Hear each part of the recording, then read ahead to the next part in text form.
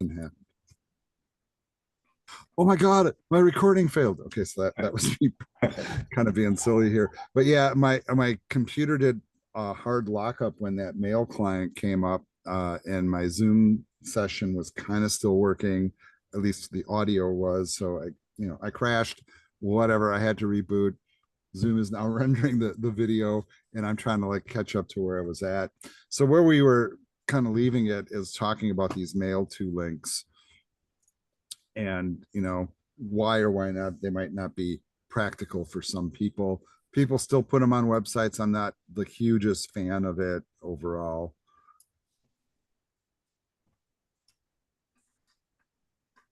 All right, and then I'm going to go back to where we were. We were just about to finish this. So all right, so we were just doing the email hyperlink, and the next thing that we wanted to really kind of talk about, and we're going to move towards some assignments that ultimately do this, was when you start thinking about when you're building a website and all the pages that you're going to create and link to, right? And this is maybe really not excellent content here to kind of add on, but this is kind of how the video landed. So I may or may not even publish this little tidbit, but ultimately we work from what we call a sitemap, which is kind of a way of creating a visual representation of all the pages you're going to build on your site. This would be an example of like your home page branches out to these two other pages.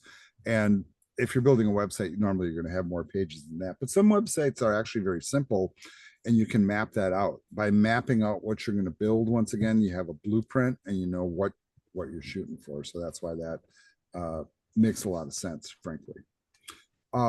Another really important aspect of making sure that you create web pages that actually work and are consistent across all browsers is to make sure that your code is what we call valid, right? So in other words, I typed out all this code, and I assume that Visual Studio Code is kind of showing me when I mess stuff up and color codes it, but it isn't always catching everything, right? So what I'm going to do here is I'm going to take us to the W3 Schools validation site. And I'm still kind of chuckling about that crash, but whatever. So we come to this site, and on their site here, they have a validation tool. And you can see they have a few different ones here. And I'm looking for the HTML. So maybe I should add that in there. I don't know why that wouldn't come up first. All right. All right, so I'm not sure what that deal is. Let's just try to link there from the slide. This is becoming like a horrible train wreck. So validator to w3.org. All right, let's do that.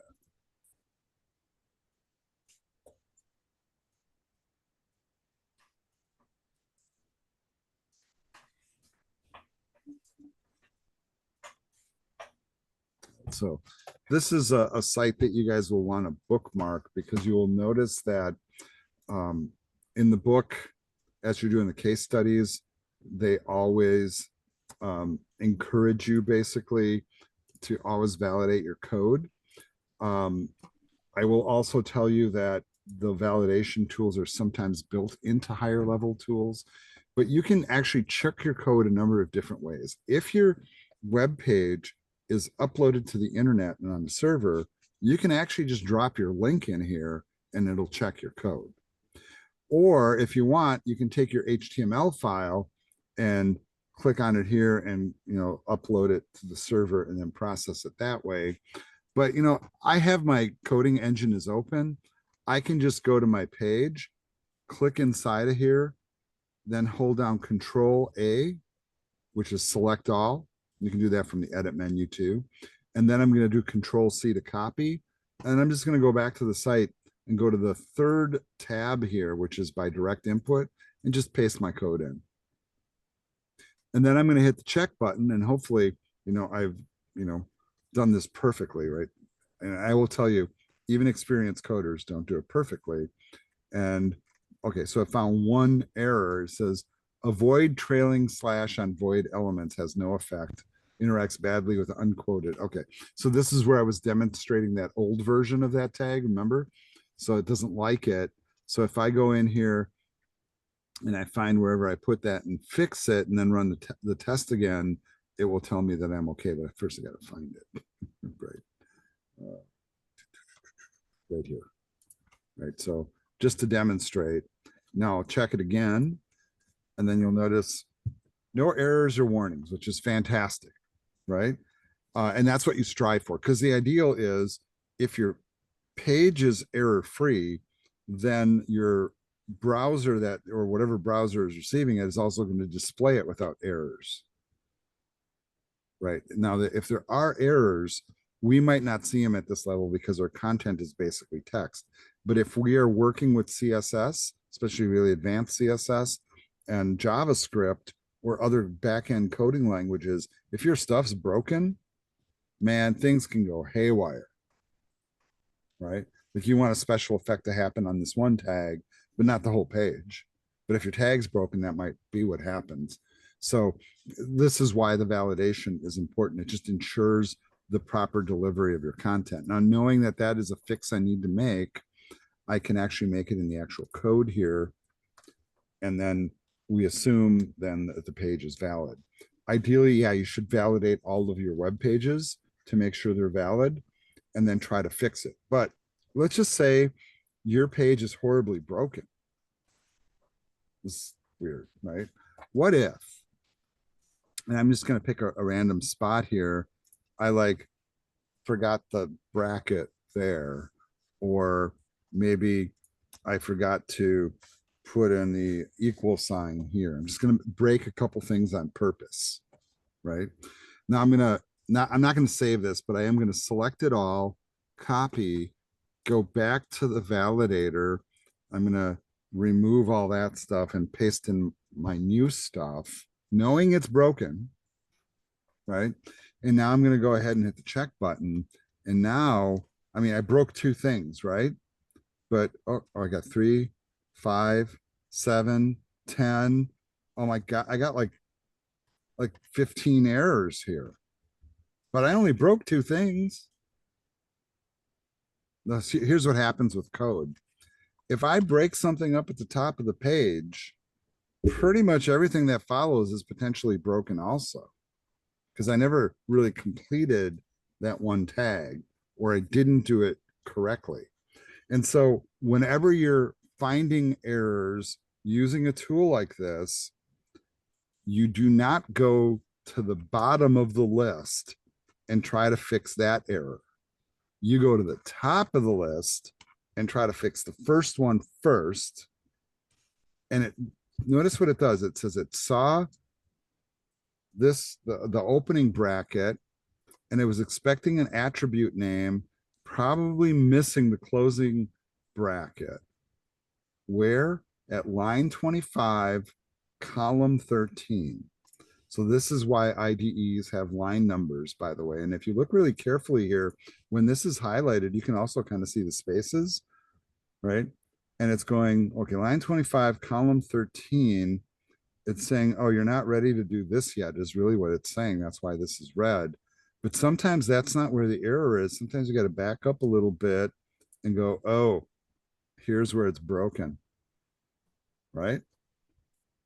And see how it fixes. So I'm going to now do that same alteration back in this version.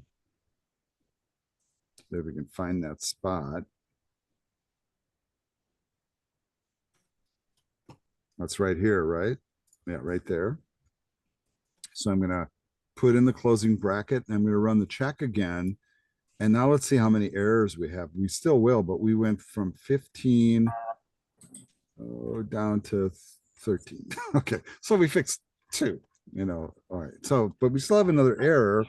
So it says line 28, column 23, href. Notice how it like says, oh, you're going from href right to HTTPS. The quote and attribute name probably cause matching quote missing somewhere earlier. That's not what's going on, but it does point you to that spot. This is where we think there's a problem. And so I go back to that spot and really this is a better place to see it, right? Which is line 28. It's missing here. We correct it.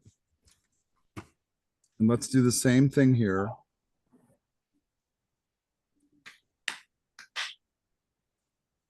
And then we check again. And then all of a sudden we're back to no errors. So that one error there was generating 12 more. Right. So that's why you don't fix the bottom one, you fix the top one. Because the problems will cascade from the top to the bottom. So if you're starting to fix the ones at the bottom, they might not be broken at all. Right. And then you're like, I don't see anything broken. And you probably won't find it. Right. So that's kind of the technique for that. I do suggest as you're building both this HTML basics assignment and your case studies that you validate that code and make sure it's accurate before you submit it and before you upload it if you choose to do that. Now, I will let you know that for this unit, as you do this assignment, so this has kind of been the focus so far, is to make sure that you do all the things it says here. So the first thing it says is create a folder. Inside that folder, create a plain text file named index.html. Done, right? All lowercase. Create a basic page structure as shown at the top of page 28 in section 2.3. That's that slide with the header, nav, main, and footer. That's what it is, right? These pages should be built around one of your possible website options. So I'm doing the Curse of Oak Island this semester, and then this will help to drive content and appearance. You might be doing it on football or whatever. It's not, that's on you, right? Then we create a web page named index.html that includes at least one instance of each of the following tags and structure: a paragraph, the headers, all of the lists, the breaking quotes, the block quotes, bold, italic, phrase elements, empty space using a non-breaking space, link to an external website, link to a page, link to an email. We didn't do this one, so let's do this one. Here's one that links you to the top of your page. This is actually shown later in the book, in the new version of the book. In the old version of the book, they would do it in chapter 2. So that is kind of a thing though. Like if you're on a web page and the web page is kind of long, right? This one is not very long. So you know what I'm going to do here is I'm going to zoom in so that I have to scroll, right? And then when you're at the bottom of a really long page, sometimes people will give you a link to go back to the top, right? This is called an in-page anchor, by the way. So I'm going to go way to the bottom here, and I'm going to do this inside the main, just above where the main closes and above the footer. And I'm just going to do a very simple anchor with an href equal to # top. And then here, I'm just going to say back to top. Well, this is kind of interesting because this is seemingly linking to something, but if you recognize that # normally means it simulates, you know, what we're going to click on, but there are hidden anchors on the page, and there's one up at the top, so you can actually call it out.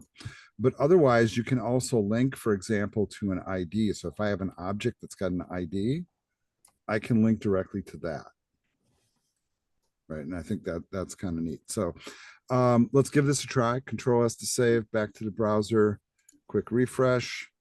There's the back to top link, and notice it takes me back to the top of the page. Very, very easy to add to your website.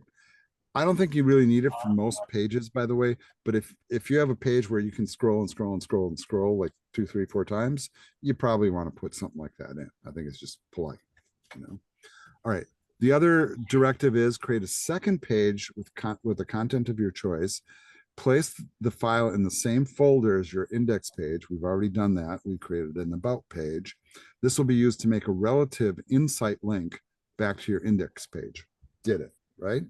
The other thing you want to do is make sure you go to W3, go to the validator, drop in your code, make sure it's valid, fix the mistakes. And then notice that all your work should be in one folder. When complete, upload your work to Prometheus using FTP, placing it in a unique folder. You know, once it is working, yada, yada, yada. And actually, you know, I forced my summer group to do this because they had to. I'm going to say that this is actually optional here. And you'll notice I actually have kind of conflicting information here, and I apologize for that. So I'm going to correct this verbiage. I'm going to say that for this unit, it's optional, but if you remember how to do the upload, you can upload it and do that and send me a link. I'm totally fine with that, but I'm going to update these instructions, by the way. Right, so that covers that assignment. And then the other assignment that we have to do is we have to do one of the case studies from the book. Now, the book features 4 different case studies that you can complete. The first one's called Java Jam. There's also Fish Creek, Path of Light Yoga, and Pacific Trails or something like that. For anybody that maybe didn't get the book yet, I do make a PDF here of Java Jam and Fish Creek that you can download or actually view right in the browser. And this is kind of the layout of what these case studies look like. So they talk about the background of this coffee shop, talk about the person, then they create a sitemap of all the pages that we're going to build. Then from there, we look at a basic wireframe of the design we're going to go for, and all of them start like this, by the way. And then they give you the tasks that you need to complete. So the main tasks for the case study are to basically do exactly what we did with the HTML basics, but to do it for the book-based content. So you create a folder for Java Jam, then you create an index page and a menu page. And then ultimately what you're looking to build is this, right, that you see on the screen here. And then they have you start to code it, but they don't tell you exactly what to code. So then you're looking back if you're not sure. But you could take the stuff that we just created, strip away all the content, and then start building Java Jam, right? And so they'll say like, what the web page title is, header, navigation, the main content, what's going to go in there, and then the footer. And then they have you actually go in there and walk you through the process of creating it step by step and what tags to use and everything, right? They don't tell you exactly how to do it. They give you the generic steps, but with the stuff that we just did, as you're looking at those case studies, try to follow them and build them as best you can. When you think you've got it done, like, and it looks kind of like what they've created, then what you do is you go back to our course shell here, and then I'm going to give you guys a link. And by the way, I don't know if I share that in this. Oh yeah, I have a little link here at the very bottom. It says explore the course resources page. Case study solutions can be found there. And so I don't know if you guys have done that yet, but I also put a link here. So I have a web page that I've created on Prometheus under my C account, which has all the solutions for all the case studies. And then the example that I did tonight will also appear here. So like if you look at this really carefully, right now this is actually launching inside of Brightspace, which is frankly a little bit weird. So I'm going to just open it up in a regular browser. It's just a plain old HTML page, but you'll notice that I break it down by unit, and I have all the case studies, Fish Creek, Java Jam, Pacific Trails, Path of Light, and what they look like when they're complete. So if you did Java Jam, and a lot of people do Java Jam, by the way, you can click on it here. You can look at it in the browser and see exactly what it looks like. And by the way, right click, view source, there's the code, folks. So that after you've done the case study, and you should try to do it on your own, and I mean this sincerely, you can come here and you can look at the code, compare it to your own, and see if you did it the way the author did it. If you did, great, you got it right the first time. If you didn't, well, you can look at the author's stuff, adjust yours and fix it, and then that's what you turn in, right? So you see the process here?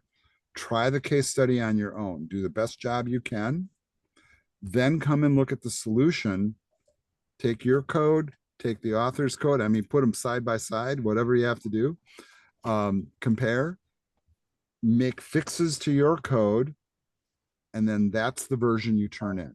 That's the version you're going to upload to Prometheus, right, and share a link, or you're going to zip it, or zip it and send it to me. I do have a question, Rio.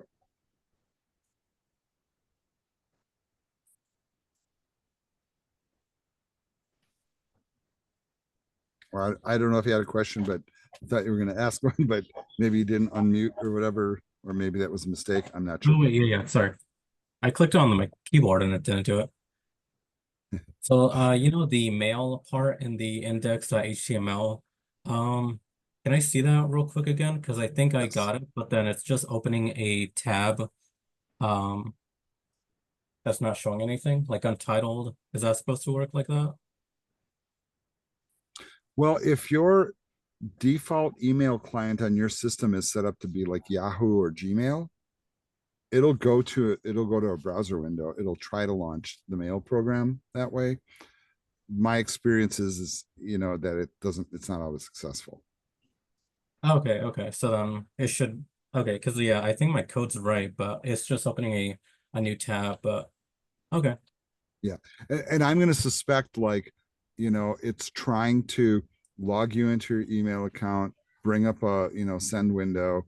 And then if you're using like Gmail, for example, I know they block that now. I'm not sure about Yahoo or Outlook Mail, but a lot of them are blocking that feature. So this is one reason maybe you don't want to use this tag, but it's in the chapter. Try it. It works for some people. Yeah, yeah, Great for sure. questions. Juan, you got a question too? Yeah, I know I could go back in a video and look at how you did it again, but are you able to run it through one more time on how you created like that second page in the actual Oh, sure. Visual Studio Code? Yeah, so I did do it through this interface, right? Yeah. So basically, my thinking was, hey, if I have a page that already has the right structure, like the about page is a good one now because it basically doesn't have any content, right? So this is a good one to copy. I can just right click and copy it, and then right click and paste it back in, and then change the name to whatever I want it to be. So if, for example, I wanted like a contact page, I just change the name of it to contact. And then here, I could also say contact. And then I could make this link active now, right? That's the other kind of benefit of this. And really, if I do it on one page, I should do it on all the pages.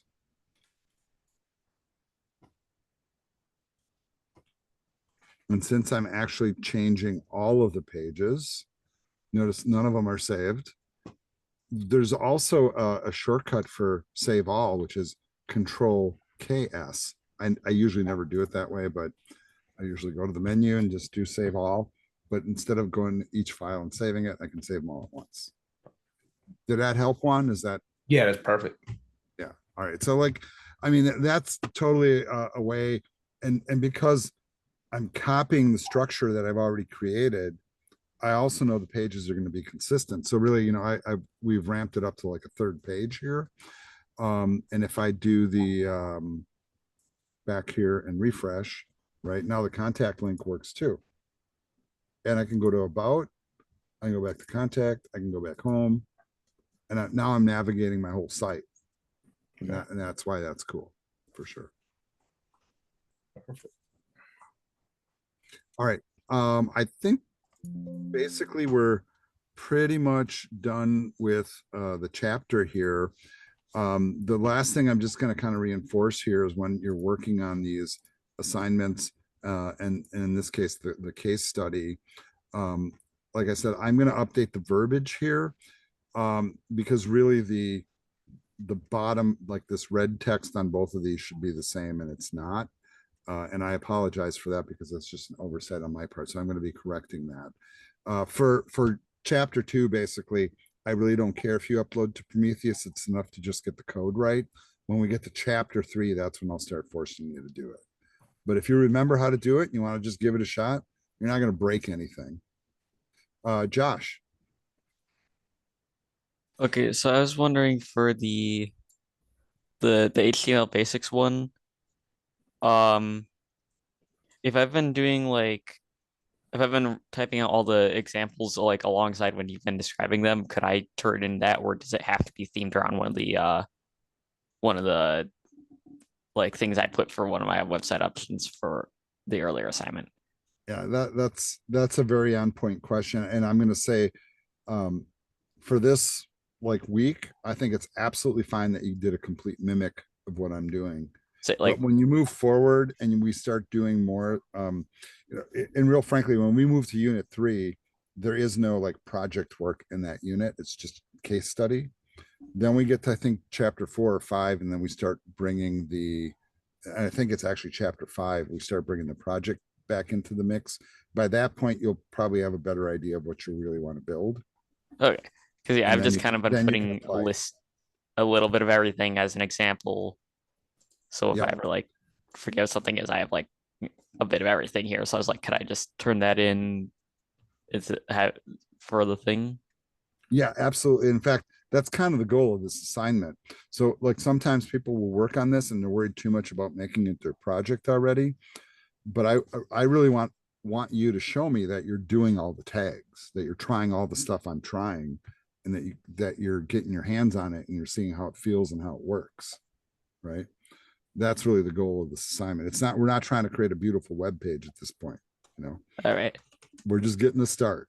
So, I mean, very good questions. And I know that all the other students that'll probably watch this will have the same darn questions. So I appreciate you asking it. All right, folks, why don't we terminate this video here? This we'll call a wrap on chapter 2.